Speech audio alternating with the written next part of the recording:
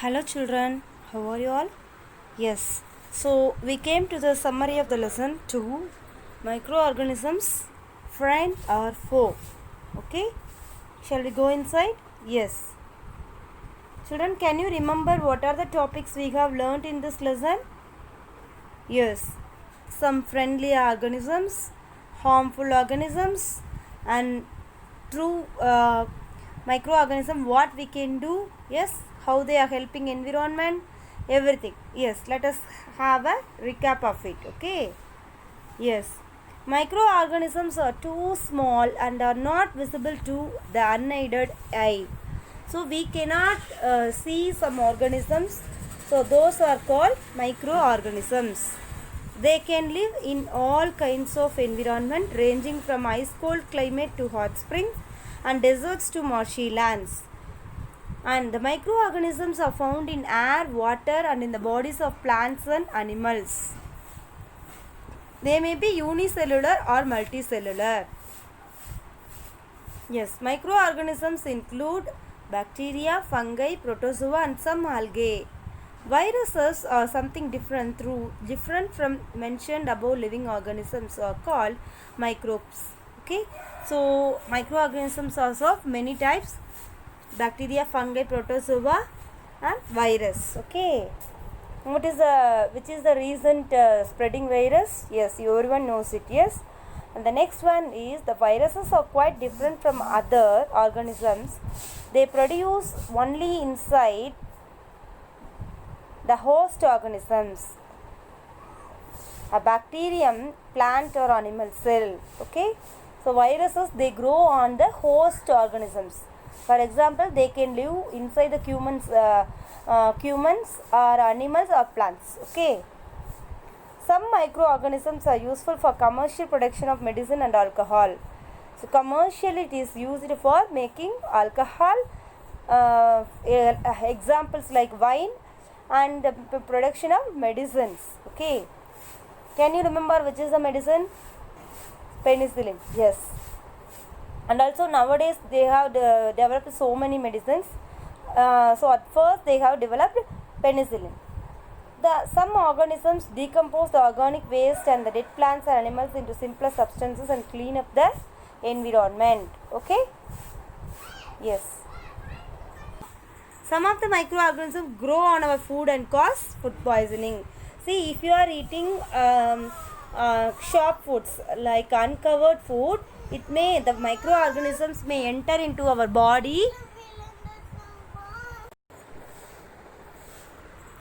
Some of the microorganisms grow on our food and cause food poisoning. So, while eating uncovered food or dirty food, you will get a food poisoning. Okay.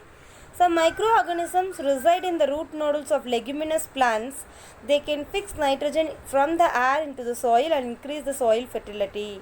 See, which bacteria under the roots are helping children? Yes, rhizobium. What are leguminous plants? See, the leguminous plants are the plant, they have a roots have nodules. Okay, yes. And some bacteria present in the soil fix nitrogen from the atmosphere and convert it into nitrogenous compounds.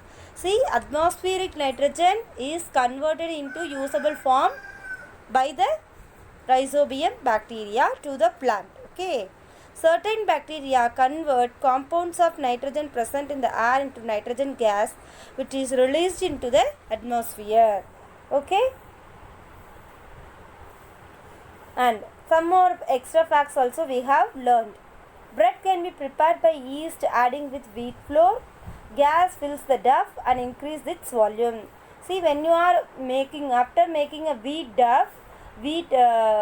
using a wheat flour, you are making a duff. Means, if for example, if you are adding a little yeast, it will make its size big. It will increase its volume because of, yes, carbon dioxide gas has released inside it.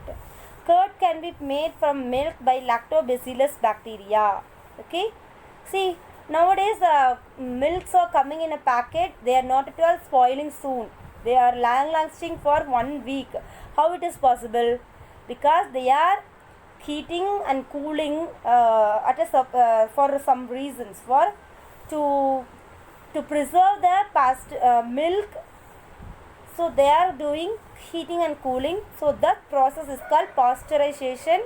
So this the milk which is coming from packets or pasteurized milk. Okay. The medicines that can kill or stop the growth of disease causing microbes are called antibiotics. Okay. So if you are having any cold or fever, the doctor will give you antibiotic tablet. Okay. You should take whatever the time set by doctor, you should follow that. Okay. And those for what purpose they are giving? To stop the growth of microorganisms. Okay. Okay. Then when a disease causing microbes enter into our body, antibodies produced. So our body naturally has antibodies. Okay. What they'll do, see, for example, any disease occur to you, it will start to react. Okay. And communicable diseases can be spread through air, water, food, and also by touching. See, can you name some communicable diseases, children? Yes, common cold, flu. Yes. Okay. Some insects and animals also are carriers of disease causing microorganisms. So through insects and animals, microorganisms are reaching the other persons to infect. Okay, other persons or organisms to infect. Okay. So this is the summary of the lesson 2, children. Recall it and write it in your class.